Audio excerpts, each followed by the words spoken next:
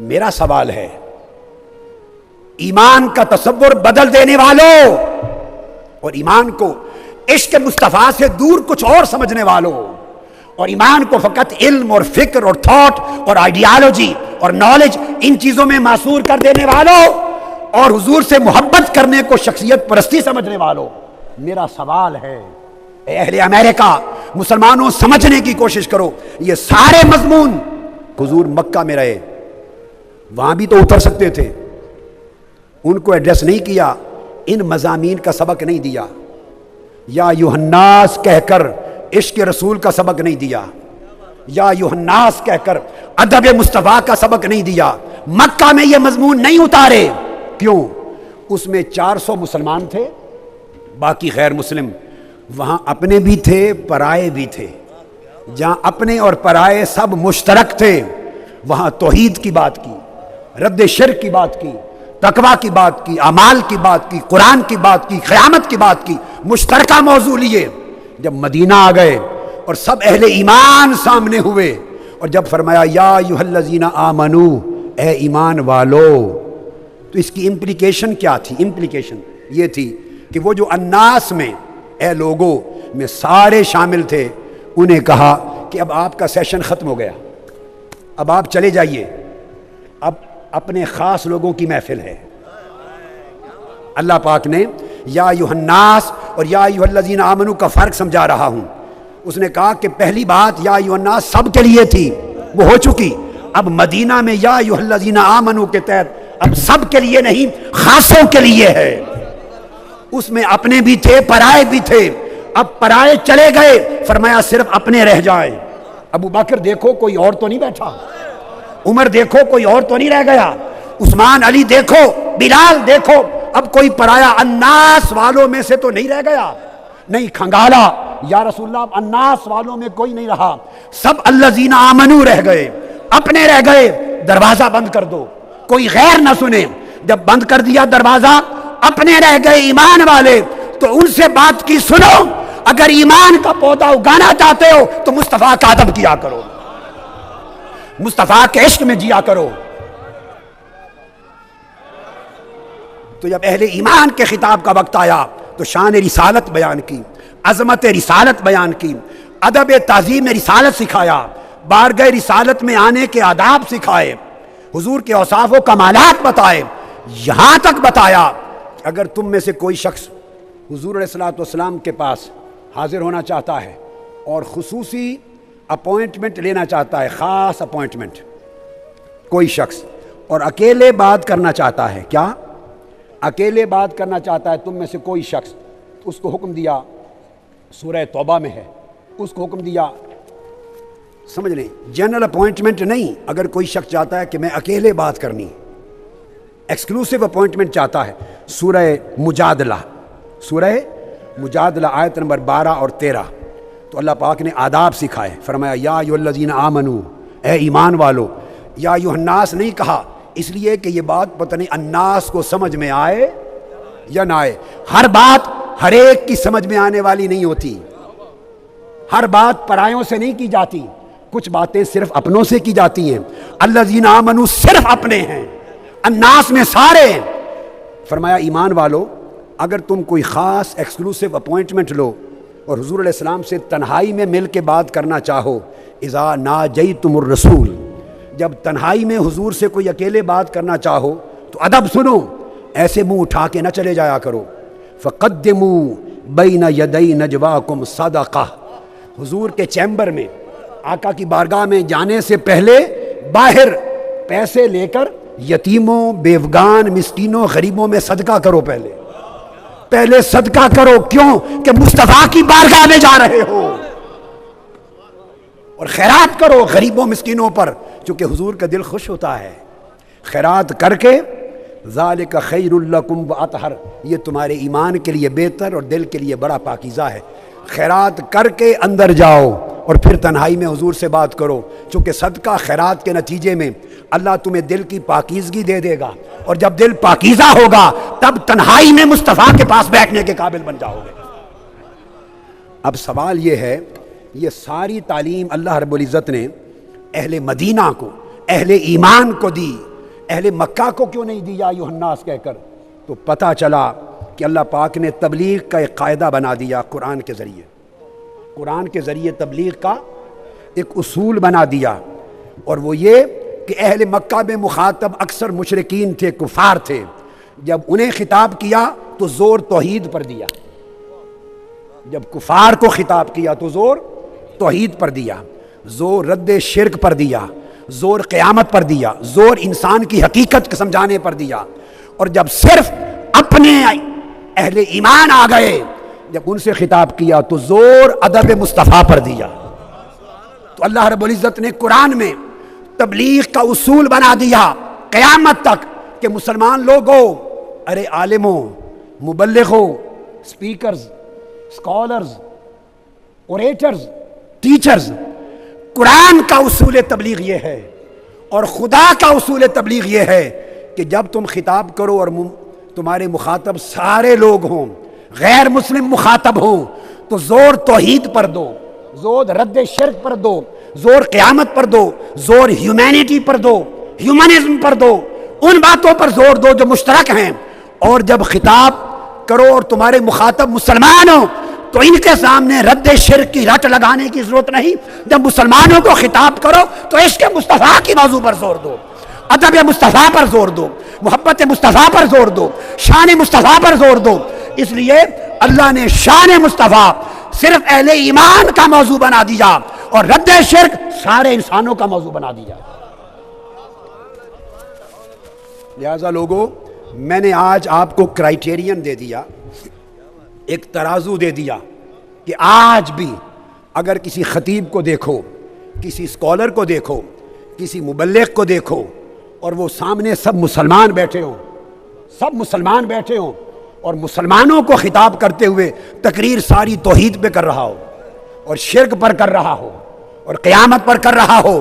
اور passing reference حدیث کے طور پہ کبھی حضور کا ذکر کرے، جو مسلمانوں کو خطاب کرتے ہوئے زور صرف توحید اور رد شرک جیسے موضوعات پر دے، سمجھ لو کہ یہ خدا کے راستے سے ہٹا ہوا بندہ ہے، یہ قرآن کا راستہ چھوڑا ہوا ہے، یہ بھولا بھٹکا ہے۔ اور جس کو سنو کہ جب مسلمان سامنے ہوں تو زور توحید بھی بیان کرے، انسانیت بھی بیان کرے، قیامت بھی کرے، مگر جب مسلمان ہوں تو سارا زور محبت مصطفیٰ پر دے، ادب مصطفیٰ پر دے، شان مصطفیٰ پر دے، تو سمجھو یہ قرآن کے مطابق تبلیغ کر رہا ہے۔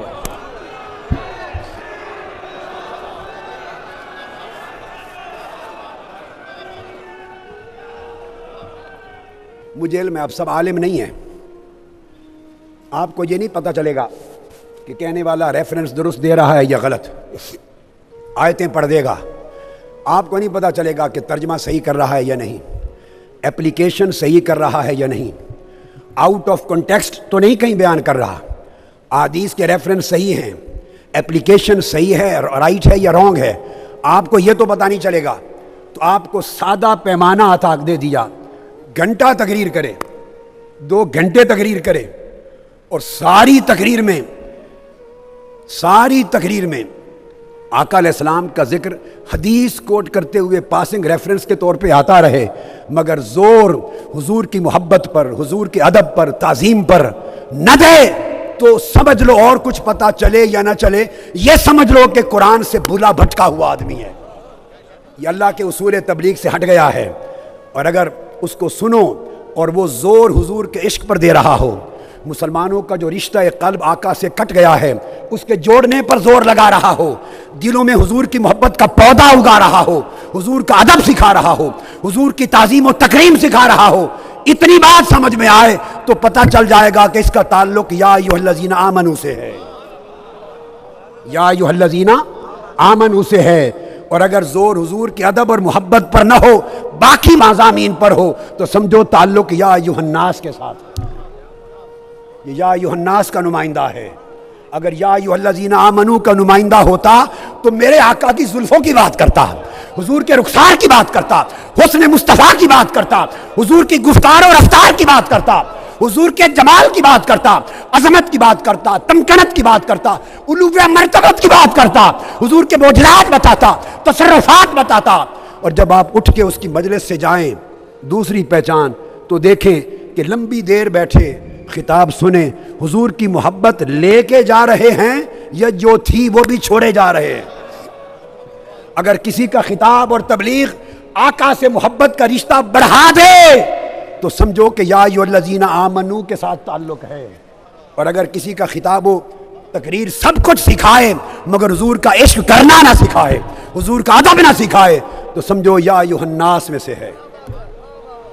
یہ قاعدہ میں نے آپ کو بتا دیا، قاعدہ۔ آپ اس قاعدے کو اصولی طور پہ ذہن نشین کر لیں۔ اب یہی قاعدہ، چونکہ وقت تھوڑا ہے، اب میں اس قاعدے کو صحابہ کرام کی سیرت سے سمجھاتا ہوں کہ جو اصول میں نے بتایا صحابہ کرام کا اس پر عمل تھا یا نہیں تھا۔ صحابہ کرام سے بہتر عقیدہ دنیا میں کسی مسلمان کا نہیں، وہ امریکن مسلمان کہلائے،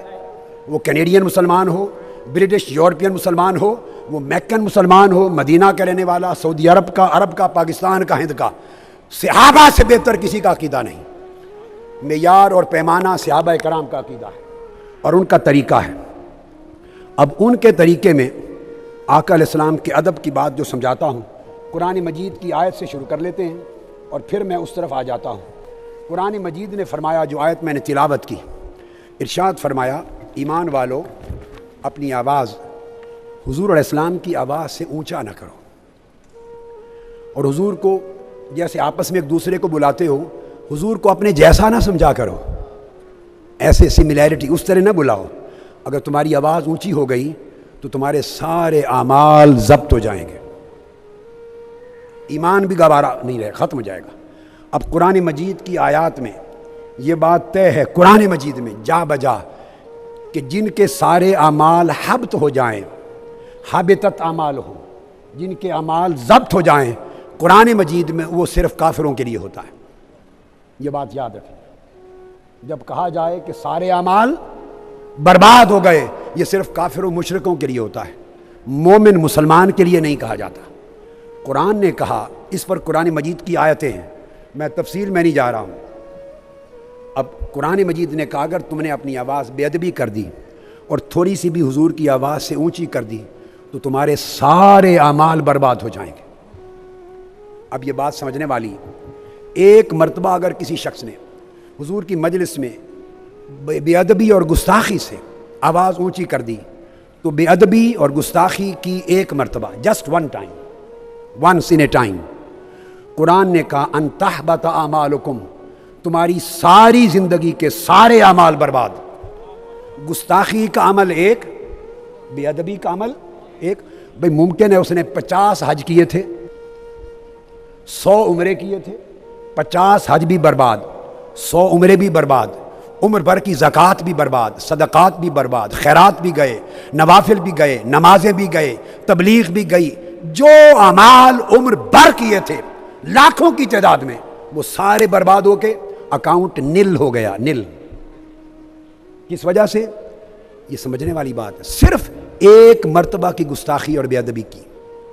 بے ادبی سے آواز اونچی کر دی۔ تو اب میں موازنہ کروانا چاہتا ہوں، آپ کو کمپیریزن سمجھانا چاہتا ہوں کہ ایک طرف اعمال ہیں، عبادات ہیں، نمازیں، روزے، حج، زکوٰۃ، خیرات، صدقات، تبلیغات، مساجد، حلقات، سارے اعمال ہیں زندگی کے ایک طرف صرف ایک دن کی، ایک لمحے کی گستاخی اور بے ادبی ہے رسول پاک صلی اللہ علیہ وسلم کی، اس کے نتیجے میں زندگی کے سارے اعمال برباد گئے۔ تو بولی اللہ پاک نے وزن کس شے کا زیادہ بنایا؟ ادب کا وزن زیادہ کیا یا اعمال کا وزن زیادہ کیا؟ اب قرآن اللہ کا فیصلہ لے لیجئے، بھئی اگر اعمال کا وزن زیادہ ہوتا ادب سے، آج یہ تصور دیا جاتا ہے کہ کیا ہے ادب، اصل ساری بات اعمال ہے۔ یاد رکھ لو، اعمال نہیں ہوں گے تو دوزخ میں لے جائیں گے، مگر بالآخر دوزخ سے نکل کے جنت میں جاؤ گے، اور اگر ادب نہ رہا، محبت نہ رہا تو دوزخ میں جاؤ گے، پھر کبھی نکالے نہیں جاؤ گے۔ اتنا فرق ہے۔ تو ایک لمحے کی بے ادبی عمر کے سارے اعمال برباد کرتی ہے۔ تو پتہ چلا کہ قرآن کے نزدیک ایمان کی تعریف یہ ہے کہ ادب کا مقام پہاڑ جتنا ہے، اور اس کے مقابلے میں سارے اعمال اگر بے ادبی ہو جائے تو ایک رائی تنکے کے برابر بھی نہیں رہتے۔ تو اعمال کا کوئی مقابلہ ادب کے ساتھ نہیں۔ اسی طرح اعمال کا کوئی مقابلہ محبت کے ساتھ نہیں۔ اب جب یہ قاعدہ آپ نے سن لیا، اب آئیے کہ صحابہ کرام کا طریقہ کیا تھا۔ صحابہ کرام کا طریقہ یہ تھا، اس آیت کریمہ پر بڑی ایمان افروز بات ہے، جب یہ آیت اتری، اس کے شان نزول کو کوٹ کر رہا ہوں صحیح بخاری سے، صحیح بخاری میں حدیث پاک ہے، حضرت انس بن مالک رضی اللہ تعالیٰ عنہ روایت کرتے ہیں۔ اب اس آیت کا جو ادب کا معیار ہے، جو ایمان، میں نے کہا کہ ایمان کی آب و ہوا اور سوئل ادب ہے اور محبت، صحیح بخاری میں ہے، انس بن مالک نے کہا کہ جب یہ آیت اتری کہ لوگوں اپنی آواز حضور علیہ السلام کی مجلس میں حضور کی آواز سے اونچا نہ کیا کرو ورنہ سب اعمال اور ایمان برباد ہو جائے گا۔ ایک صحابی تھے، ان کی آواز فطری طور پہ اونچی تھی، گلا بعض لوگوں کا ہوتا ہے نا، اس میں بڑا اونچا ہوتا ہے، بڑی اونچی بات کرتے تھے حضور کی مجلس میں تو بغیر انٹینشن کے خود آواز اونچی ہو جاتی تھی۔ جب انہوں نے یہ آیت سنی، انہوں نے گھر کا دروازہ بند کر لیا، کھانا پینا چھوڑ دیا اور زاروں قطار روتے رہے، رونے لگ گئے۔ 3 دن گزر گئے گھر میں کمرے میں بند ہو کر روتے ہوئے۔ یہ صحابہ کرام کا اب طرز عمل، ان کا تصور ایمان اور ان کا معیار ادب سمجھا رہا ہوں اب میں حدیث سے صحابہ کرام کا۔ 3 دن گزر گئے، آقا علیہ السلام نے نہیں دیکھا اس صحابی کو، تو پھر آپ نے فرمایا بھائی خبر لو، آج 3 دن ہو گئے، اس کو کیا بنا، 3 دن سے وہ آیا نہیں ہے ہمارے پاس۔ ایک صحابی گئے، خبر لے کے آئے، عرض کیا یا رسول اللہ صلی اللہ علیہ وسلم، خبر یہ ہے کہ وہ 3 دن سے